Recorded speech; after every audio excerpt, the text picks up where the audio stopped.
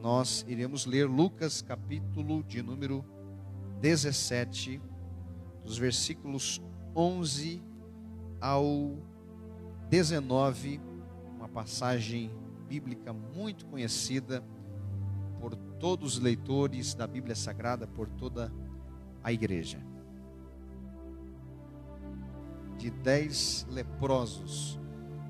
Versículo 11 diz: E aconteceu que, indo ele a Jerusalém, passou pelo meio de Samaria e da Galileia. E entrando numa certa aldeia, saíram-lhe ao encontro 10 homens leprosos, os quais pararam de longe e levantaram a voz dizendo: Jesus, Mestre, tem misericórdia de nós. E ele, vendo-os, disse-lhes: Ide e mostrai-vos aos sacerdotes. E aconteceu que, indo eles, ficaram limpos.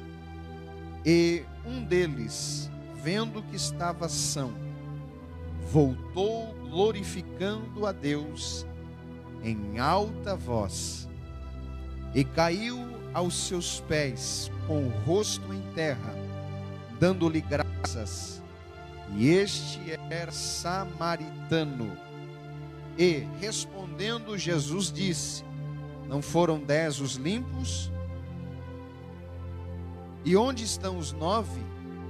Não houve quem voltasse para dar glória a Deus, senão este estrangeiro?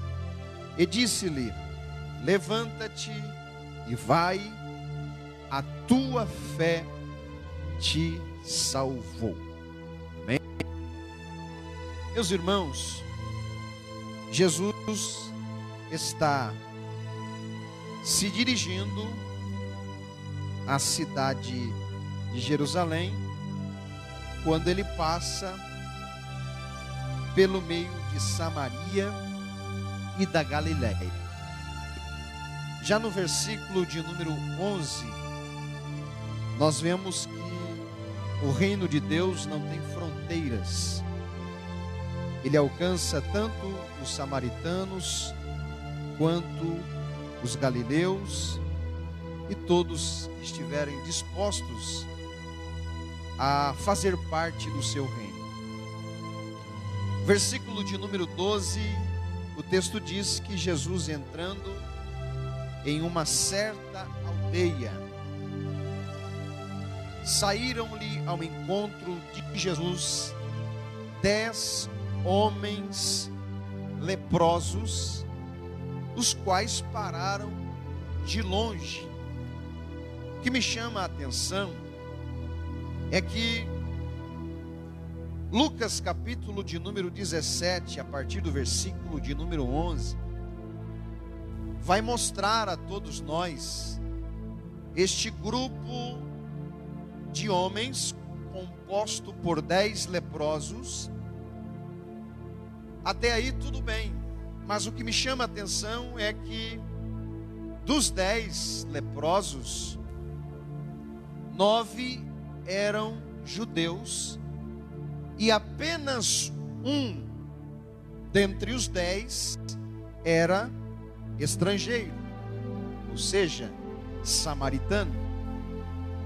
E eu, lendo o texto, eu fiquei a me perguntar: como que pode 9 homens leprosos judeus estão convivendo com um leproso estrangeiro, samaritano, visto que estas duas nações, judeus e samaritanos, não tinham aliança. Eles eram nações rivais umas das outras.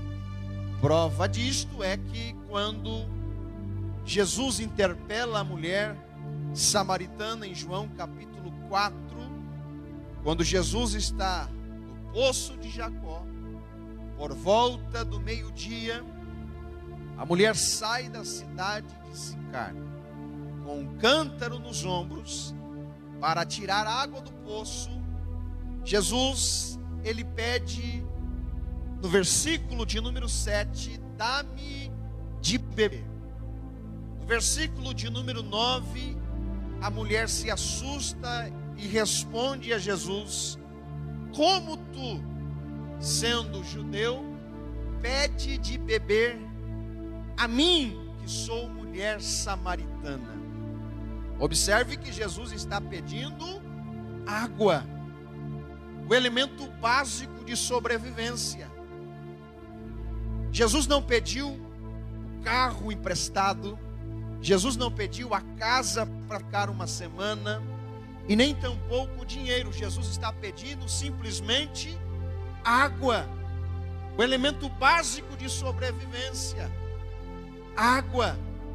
Mas a barreira cultural dessas duas nações, judeus e samaritanos, o preconceito era tão grande que mesmo Jesus pedindo algo que é insignificante, um copo de água, um pouco de água, ela não consegue, por causa da barreira cultural que havia entre essas duas nações, entre esses dois povos.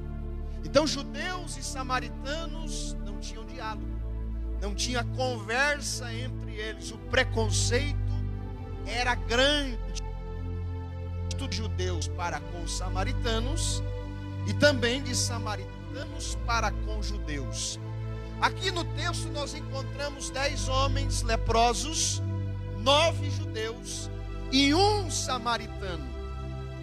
E a pergunta que eu faço é: como é que pode 9 judeus estar convivendo no mesmo ambiente, na mesma aldeia, compartilhando do mesmo pão com um samaritano?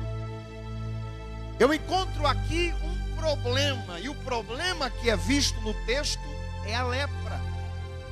A lepra era algo contagioso e era tido pela lei mosaica como uma doença imunda. Logo, os 10 tendo o mesmo problema, o problema da lepra, isso ofuscava toda a barreira cultural que havia entre eles. Ou seja, a lepra os igualava, de forma que quebrava todas as barreiras culturais, preconceitos e rivalidades que haviam entre eles. Eles estavam igualados diante da dor, diante do sofrimento, diante do problema que eles estavam vivenciando, chamado lepra. E eu encontro dentro da lei mosaica pelo menos 5 privações que um leproso ele vivia na sua vida.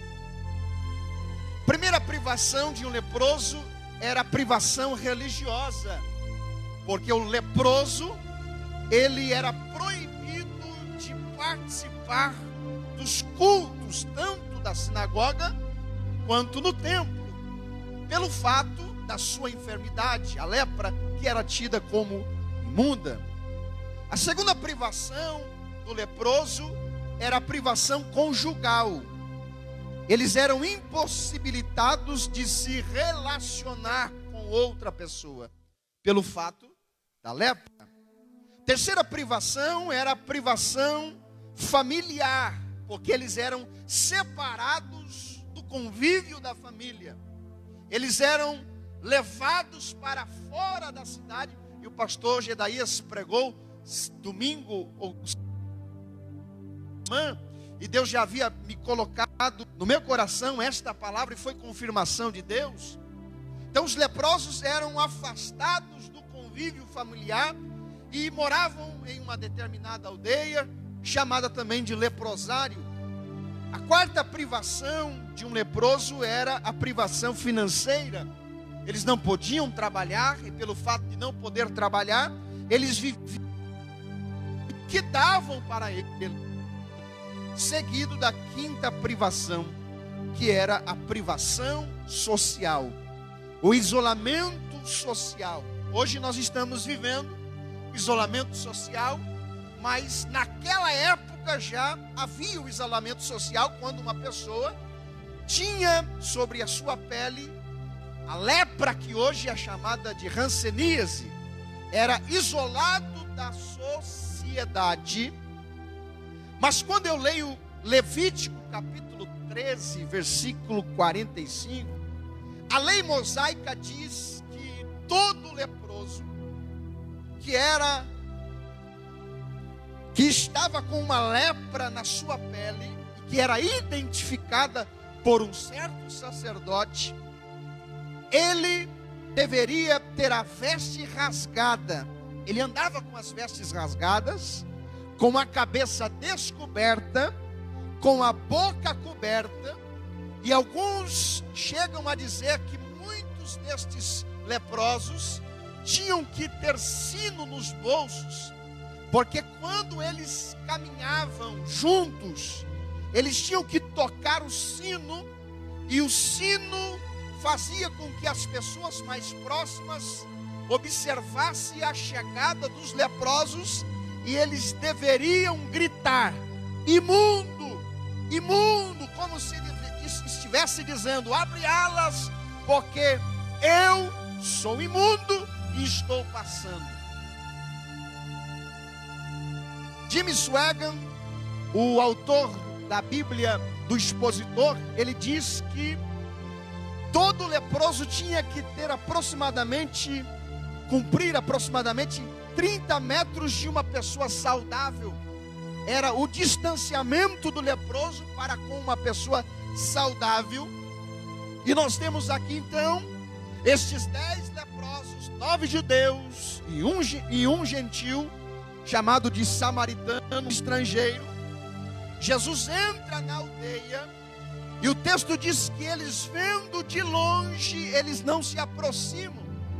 Eles respeitam o distanciamento de 30 metros, mas de longe eles reconhecem que é Jesus, que é o Mestre, e sabe que em Jesus eles vão alcançar misericórdia. Eles levantam a voz, versículo 13, dizendo: Jesus, Mestre, tem misericórdia de nós. Jesus, ao longe, ouve o clamor dos leprosos e responde também em alta voz: ide e mostrai-vos aos sacerdotes. Por que é que Jesus disse: ide e mostrai aos sacerdotes? Porque a lei mosaica dizia que para uma pessoa que era leprosa e já estava curado da lepra, para ele se infiltrar no meio da sociedade, integrar no meio da sociedade, o sacerdote deveria fazer uma análise, e o sacerdote dava o diagnóstico: você era leproso, não é mais, você pode integrar-se na sociedade. Jesus pediu para que eles fossem aos sacerdotes, porque a Bíblia diz que Jesus não veio abrogar a lei, ele veio cumprir a lei, e Jesus está cumprindo a lei. A lei dizia que todo leproso, ao ser curado, ele deveria apresentar ao sacerdote, e o sacerdote dava o diagnóstico da cura, e o indivíduo integrava-se na sociedade novamente.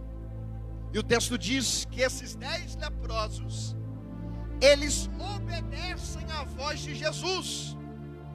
Eles começam a caminhar em direção ao templo de Jerusalém, onde estava o sacerdote. E o texto diz que à medida que eles estão andando, o milagre vai acontecendo. Interessante é que o milagre aconteceu no caminho do templo. Quando eles estão caminhando em direção a Jerusalém, ao templo, o milagre vai automaticamente acontecendo.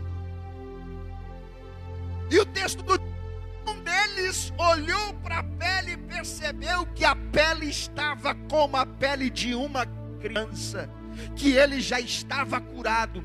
Os outros também reconheceram, mas 9 deles estão dizendo: Jesus mandou nós apresentarmos aos sacerdotes. O samaritano olhou e disse: já estou curado, vocês também estão. Se vocês quiserem ir para o templo em Jerusalém para se apresentar ao sacerdote, pode ir, mas eu vou voltar para agradecer a Jesus, porque é Jesus quem me curou. E o texto diz que este voltou, glorificando a Deus em alta voz, e caiu aos seus pés com o rosto em terra, dando-lhe graças. E o texto diz que este era samaritano. E Jesus respondeu: não foram 10 os limpos? Onde estão os 9? Não houve quem voltasse para dar glória a Deus, senão este estrangeiro? E disse-lhe: levanta-te e vai, a tua fé te salvou. Eu encontro dentro deste texto pelo menos 4 lições que o samaritano deixa a todos nós. Primeira lição do samaritano é que a gratidão não pode somente ser sentida. Repito, a gratidão não pode ser somente sentida, ela precisa ser demonstrada. E este samaritano entende esta verdade. Todos, obviamente, estavam gratos, mas este samaritano, ele entende que a gratidão não pode ser somente sentida, deve ser demonstrada. E ele demonstrou no versículo de número 16, quando ele volta, cai aos pés de Jesus com o rosto em terra, dá graças a Jesus pelo milagre que havia recebido. Porque tem muita gente que tem um sentimento de gratidão, mas não consegue demonstrar este sentimento de gratidão. Tem muita gente que tem o sentimento de ser grato a Deus, mas não consegue demonstrar, adorando a Ele, reconhecendo que Ele pode e que Ele faz aquilo que nós não podemos fazer.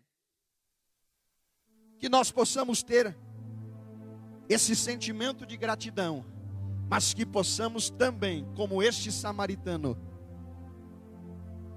demonstrar a gratidão, adorando a Ele e rendendo glórias ao seu santo nome. É tão bonito ver uma pessoa grata a Deus e demonstrar gratidão por tudo aquilo que recebeu de Deus. Quando nós somos gratos a Deus por aquilo que nós recebemos de Deus, quando nós demonstramos essa gratidão, adorando a Ele, o coração de Deus se alegra, porque a gratidão faz parte da nossa vida cotidiana. Todo nosso descontentamento por aquilo que nos falta procede da nossa falta de gratidão por aquilo que nós não temos. Este samaritano demonstrou gratidão pelo milagre que havia recebido. A segunda lição que eu aprendo com este samaritano é que ele apresenta-se perante Jesus clamando em alta voz. Os 10 clamando em alta voz. Olha só o versículo de número 13. E levantaram a voz, dizendo: Jesus, mestre, tem misericórdia de nós. Eles estão ao longe de Jesus e estão levantando a voz para fazer um pedido. Mas quando o milagre acontece, o texto diz que o samaritano volta. E ao voltar, diz o versículo de número 15, um deles, vendo que estava são, voltou glorificando a Deus em baixa voz? Não, em alta voz. Sabe o que o samaritano está nos ensinando aqui nessa noite? Que a mesma intensidade que nós pedimos em alta voz tem que ser a mesma intensidade que para agradecer pelo milagre também em alta voz. Porque tem muita gente que pede em alta voz: Jesus, eu preciso de um milagre, preciso de uma bênção, preciso de uma vitória. E quando ele recebe, o pastor chama ele para contar o testemunho, ele nega de contar o testemunho. E quando vai agradecer, ele não levanta a voz, ele cochicha com Deus. Para pedir, ele faz um escândalo, né? Jesus, olha a minha dor, olha o meu problema, eu preciso de uma solução, preciso de um milagre. E quando Jesus intervém na vida dele, e ele recebe a bênção de Deus, aí ele diz: obrigado, Jesus. Mas o samaritano está nos ensinando aqui nesta noite que a mesma intensidade que nós pedimos em alta voz tem que ser a mesma intensidade para agradecer a Ele em alta voz. Glória a Deus. O samaritano pede em alta voz, mas quando ele recebe, ele volta para Jesus também em alta voz, agradecendo pelo milagre. Terceira lição que eu aprendo com o samaritano. O samaritano, ao voltar, reconhece que quem de fato o curou não foi o sacerdote representado pela lei, mas sim Jesus representado pela graça. Quando Jesus disse: vai e mostra aos sacerdotes, os sacerdotes aqui simboliza a lei, o ritual judaico do sacerdote fazer a análise e dar o diagnóstico: é leproso ou já está curado? Eles vão ao sacerdote, mas o samaritano não vai ao sacerdote representando a lei, ele volta para Jesus, o sacerdote por excelência, e ele volta para agradecer, porque ele entende que quem o curou não é os sacerdotes que simboliza a lei, quem o curou é Jesus, que simboliza a graça. Ele diz: eu não preciso me apresentar ao sacerdote, porque não é o sacerdote que vai me declarar limpo, porque Jesus, que simboliza a graça, já me declarou limpo. É a graça que te declara limpo, é a graça que te declara limpo. Bendito seja o nome do Senhor. Ele entende que Jesus, representado pela graça, é maior do que os sacerdotes e a lei cerimonial, representado por tudo aquilo que acontecia no templo. Ele volta a agradecer. Quarta lição, para encerrar, que eu aprendo aqui com este samaritano, é que a gratidão abre portas para bênçãos e milagres maiores. A gratidão abre portas para bênçãos e milagres maiores. Os 10 foram curados fisicamente, sim, os 10 foram curados. 9 judeus estão curados por fora, mas leprosos por dentro. Mas este samaritano, além de receber a cura física, a cura externa, ele recebe uma bênção ainda maior, a cura interna. Quando ele volta para agradecer, Jesus disse: levanta-te, vai, porque a tua fé te salvou. A gratidão abre porta para bênçãos e milagres maiores. Quando você entender esta verdade, de que a gratidão abre portas para bênçãos e milagres maiores, você vai entender que você precisa receber cura física, mas mais do que isto, cura interior. recebeu bênçãos maiores. Eu me lembro do apóstolo Paulo, quando ele disse que Deus é poderoso para fazer muito mais, além daquilo que pedimos ou pensamos, segundo o poder que em nós opera. Se coloque de pé, por gentileza. Nós queremos orar, agradecendo a Deus. Gratidão nada mais é do que um sentimento de um indivíduo que recebeu um benefício de alguém, e ele reconhece que foi beneficiado por alguém. Isto é sentimento de gratidão, e que nessa noite possamos ter esse sentimento, e não ter simplesmente este sentimento, mas demonstrar através da nossa adoração a Ele. Eles foram curados quando eles, debaixo da ordem de Jesus, dizendo: vai e mostra aos sacerdotes, e eles estão caminhando. Enquanto eles estão parados, o milagre não acontece, mas quando eles estão em movimento, em direção ao templo, o milagre acontece. O teu milagre já aconteceu. Tem pessoas que saíram de casa, e quando você sai da sua casa, os céus já entram em ação ao teu favor, e o milagre já vai acontecendo. Quando chega aqui, você recebe o milagre da parte de Deus. Eu quero orar por você, e depois o grupo de louvor estará louvando ao Senhor Jesus. Levante a sua mão, você que está na sua casa.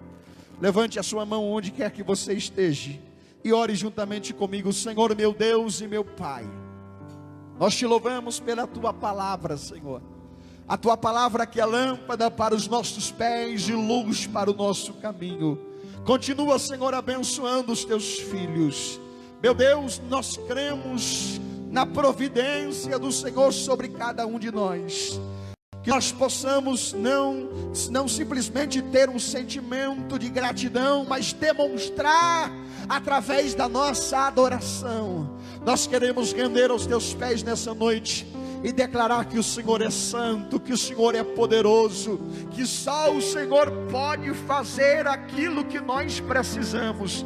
Senhor, abençoa os teus filhos, abençoa, Senhor, todos aqueles que participaram desta campanha, aqueles que estão confiantes numa manifestação sobrenatural do teu Espírito Santo.